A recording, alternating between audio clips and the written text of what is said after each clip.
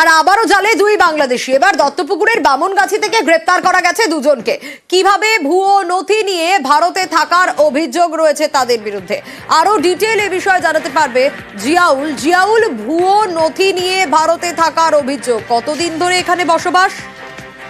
দেখো, দত্তপুকুর বামনগাছি এলাকায় দুই যুবক বেশ কিছুদিন অর্থাৎ প্রায় 1 বছর ধরে সেখানে ভুয়ো নথি দেখিয়ে সেখান থেকে আধার কার্ড, ভোটার কার্ড তৈরি করে সেখানেই বসবাস করছিল। গোপন সূত্রে খবর পেয়ে দত্তপুকুর থানার পুলিশ সেখানে হানা দেয়।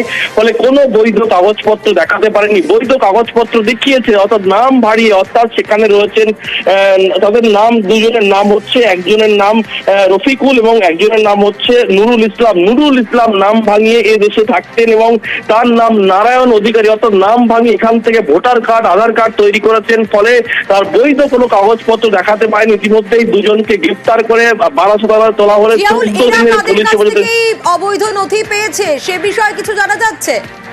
দেখো, পুলিশ তাদেরকে যখনই গোপন সূত্রে খবর পেয়ে সেখানে হানা দেয়, তারা কিন্তু এদেশীয় বলেই দাবি করছিল এবং তারা এদেশীয় কাগজপত্র দেখাচ্ছিল। কিন্তু পুলিশ যখন আরো ডিটেলস জানতে চায় তখন তারা ভেঙে পড়েন এবং তারা বাংলাদেশ থেকে প্রায় 1 বছর আগে এসে এখান থেকেই নথি তৈরি করেছিল এমনটা স্বীকার করে।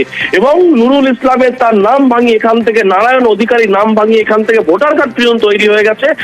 ইতিমধ্যে দুজনকে গ্রেপ্তার করা হয়েছে এবং এখনো বেশ কয়েকজন বাংলাদেশি এদের সঙ্গে এসেছিল এমনটাও পুলিশ সূত্রে খবর। ফলে এই দুজনকে 14 দিনের পুলিশ হেফাজতে নেওয়া হয়েছে এদেরকে আরো জিজ্ঞাসাবাদ করার জন্য।